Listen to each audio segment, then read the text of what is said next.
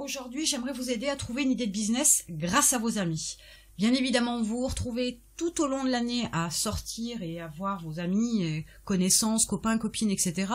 Voire à faire des sorties avec vos collègues de travail si vous avez un job. Vous retrouvez aussi votre famille pour différents événements, des anniversaires, des mariages, des naissances, malheureusement aussi des décès, mais vous allez vous retrouver forcément entouré de personnes et vous allez pouvoir utiliser leur matière grise pour trouver une idée de business ou une idée de blog. Première méthode, écoutez tout simplement les conversations. Taisez-vous et écoutez les différentes conversations que vous avez autour de vous. Alors n'en suivez pas plusieurs à la fois, on n'est pas des machines, on n'est que des humains, donc on ne peut pas tout faire en même temps. Mais écoutez les conversations, vous allez vous rendre compte très vite que dans une conversation, donc il y a des échanges, il y a de la communication, mais il y a toujours l'expression de besoins, il y a toujours des attentes, il y a toujours des points qui sont pas résolus, des choses qui posent problème dans la vie des gens, et ils aimeraient peut-être avoir une solution.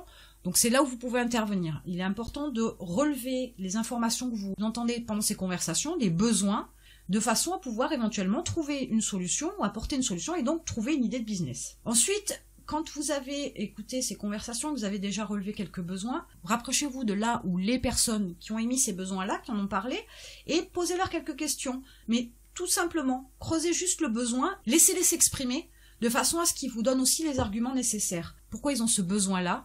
Qu'est-ce que ça leur apporterait? Qu'est-ce qu'ils attendent comme solution? En quoi ça leur faciliterait la vie de pouvoir résoudre ce besoin, trouver une solution et de ne plus avoir ce problème? Donner l'occasion aux autres de parler, c'est toujours une source d'information, une source d'apprentissage.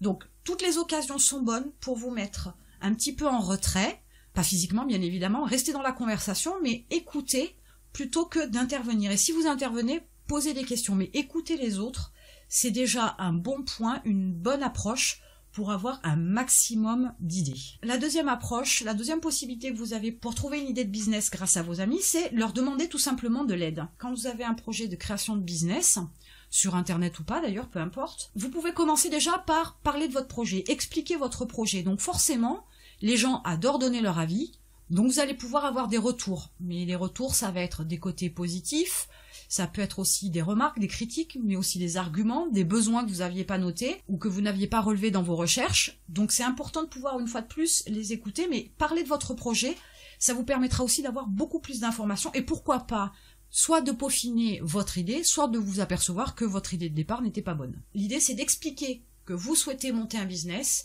et que vous cherchez encore à avoir une idée sur ce que vous allez faire. La seconde approche que vous pourriez avoir, c'est de leur demander une idée.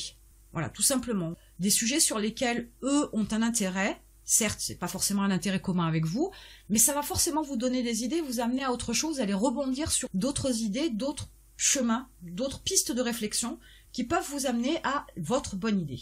Donc demandez-leur, si demain ils avaient un business à monter dans la même configuration que la vôtre, qu'est-ce qu'ils montraient comme business, qu'est-ce qu'ils pourraient apporter aux autres comme solution dans des problèmes différents, dans les sujets qui les intéressent. Et enfin, la troisième partie qui est parler de vos idées. Voilà, vous avez expliqué votre projet, votre idée de monter un business sur Internet, vous leur avez déjà demandé une idée pour monter un business, maintenant parlez de vos idées. Vous avez déjà peut-être établi une liste de 3, 4 sujets qui vous intéressent, sur lesquels vous avez déjà réfléchi et où vous avez trouvé les solutions à apporter aux problèmes concernant le sujet, la thématique de votre blog. Donc maintenant vous pouvez rentrer dans les détails et leur expliquer que voilà, vous voulez par exemple monter un business sur les chiens, vous souhaitez apporter par exemple une formation sur le dressage de chiens, vous pourriez aussi apporter une formation sur la santé du chien par les plantes par exemple, j'en sais rien, je sais même pas si ça existe, mais c'est un exemple.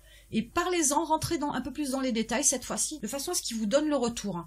Ça va vous permettre aussi, une fois de plus, de trouver des arguments, des objections et pourquoi pas d'autres idées de choses que vous pouvez vendre dans l'activité que vous avez déterminée. Et enfin, dans le troisième point, qui est un petit peu plus délicat, vous pourriez demander à votre entourage, tel qu'il soit, de vous décrire. Alors là, ça paraît un petit peu bizarre, ça peut être un petit peu difficile à entendre, mais c'est très intéressant pour vous faire avancer. Alors tout d'abord, vous allez leur demander quelles sont vos forces, vos qualités et les compétences qu'ils ont pu déceler chez vous.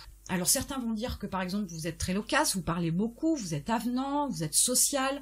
D'autres diront que par exemple vous avez une très bonne connaissance concernant la guitare, puisque vous jouez de la guitare et vous êtes doué. Ça peut être aussi une qualité comme par exemple être un MacGyver, c'est-à-dire de trouver une solution à tout, d'être très débrouillard ou très manuel par exemple. Vous allez pouvoir, grâce à ces informations-là, faire une liaison entre vos forces, vos qualités, vos compétences, vos connaissances et le business sur lequel vous allez vous lancer. Vous allez pouvoir utiliser vos forces, vos compétences, vos qualités pour pouvoir aussi déterminer le business qui vous va bien. Si par exemple vous êtes du genre loquace, si vous aimez parler, il vous sera plus facile de créer des podcasts ou de créer des vidéos pour pouvoir promouvoir votre activité. C'est sûr que si vous n'êtes pas loquace, si vous n'aimez pas communiquer, parler à l'oral, vous allez vous rabattre sur la partie écrite. Mais faut-il encore que vous ayez des compétences dans ce domaine-là?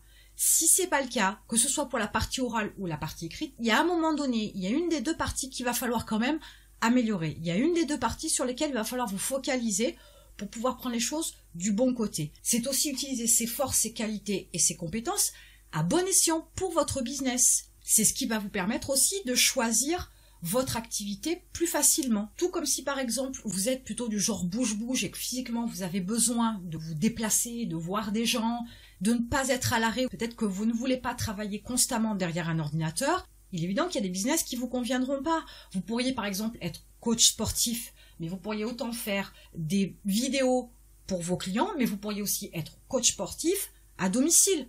Donc il faut aussi utiliser vos compétences, vos forces, vos qualités, de façon à être en adéquation avec votre business, de façon à pouvoir exploiter ces parties-là de vous au maximum. Ensuite, vous allez leur demander quelle passion ils ont décelé chez vous. Tout à l'heure, je parlais de guitare, par exemple. Ça peut être le jardin, ça peut être les chiens, les chats, par exemple. Ça pourrait être la cuisine, pourquoi pas. Mais quand ils vont vous dire ce qu'ils ont vu chez vous comme passion, ce qui s'est dégagé de vous, ce sera forcément des passions où, quand vous aurez abordé le sujet, les gens l'ont senti. Donc ça, c'est un point important.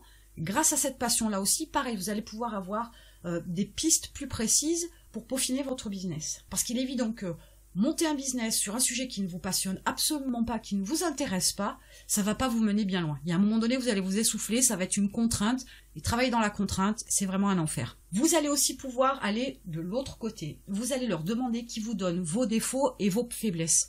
Alors ça, c'est pas très drôle à entendre, je suis d'accord avec vous, pour l'avoir fait, c'est pas très agréable.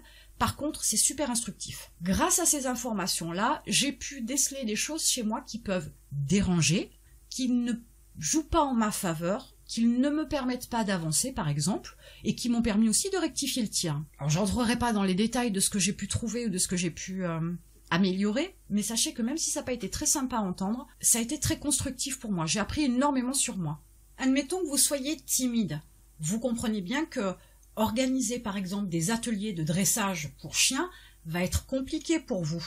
Donc vous allez pouvoir orienter différemment votre business en faisant par exemple de la formation vidéo.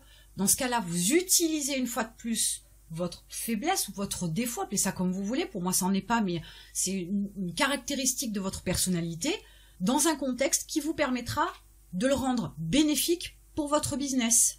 Je pourrais aussi très bien vous dire qu'il est intéressant de sortir de sa zone de confort pour pouvoir avancer. C'est aussi en combattant la timidité par la mise en place d'ateliers de dressage que vous pourriez aussi bien vaincre votre timidité et découvrir chez vous bien d'autres choses très intéressantes, des qualités, des forces, des compétences que vous ne soupçonniez pas. Donc il faut prendre beaucoup de recul lorsque vous aurez cette conversation et il faut y aller zen et détendu et pas stresser dans un moment de tension parce que recevoir ce genre d'informations, c'est pas toujours très drôle. Et dans la même idée, si ça fait longtemps qu'ils vous connaissent, vous allez leur demander comment ils vous ont perçu lorsque vous avez surmonté des problèmes spécifiques. Quelle bonification ils ont vu chez vous une fois que vous avez surmonté ces passages difficiles. Alors je vous donne par exemple le cas d'un divorce. Voilà, vos amis autour de vous, votre famille, etc. ont pu vivre de près ou de loin votre divorce. C'est quand même un moment qui peut être difficile. Peut-être que vos amis vous ont vu énormément grandir grâce à cette difficulté-là. Quand vous l'avez surmontée, ils vous ont vu peut-être transformer, on ne sait jamais. Dans ce cas-là, ils ont vu une vraie modification chez vous. Il est important de savoir ce qu'ils ont vu chez vous. Pourquoi ? Parce que après des moments difficiles, on a tendance bien évidemment à se reconstruire parce que l'homme est ainsi fait et qu'après un coup, il faut accuser le coup, le digérer et ensuite donc on se reconstruit sur de nouvelles bases. Et souvent, c'est après des coups difficiles qu'on se voit mieux, qu'on se perçoit mieux, qu'on se sent mieux, qu'on se voit dans un miroir et qu'on accepte un peu plus ce qu'on est, ce qui n'est pas toujours le cas.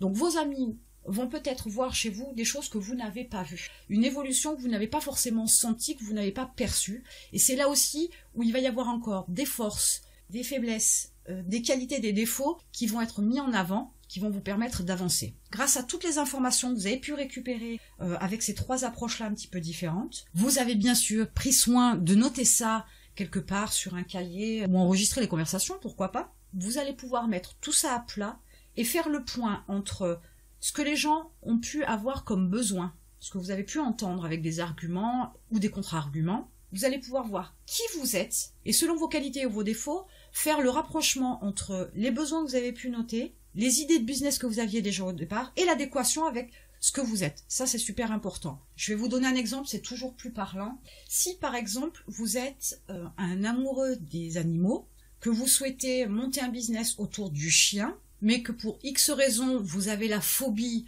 des gros chiens, et depuis toujours, et vos amis le savent, rien ne vous empêche de monter un business sur le chien et focaliser dans une niche bien spéciale qui sera les chiens de petite taille. Donc du coup, vous vous servez de votre passion pour le chien pour monter votre business, vous vous servez aussi de votre phobie pour trouver la niche. Bilan des courses, grâce à ce que vous avez entendu, grâce à vos amis, vous allez pouvoir trouver l'idée de business qui vous convient. Ce que je vous conseille aujourd'hui, c'est de commencer tout simplement à profiter pleinement des moments où vous êtes avec vos amis ou votre famille, de façon à récupérer toutes les informations pour pouvoir trouver votre idée de business. Moi, je vous attends de l'autre côté.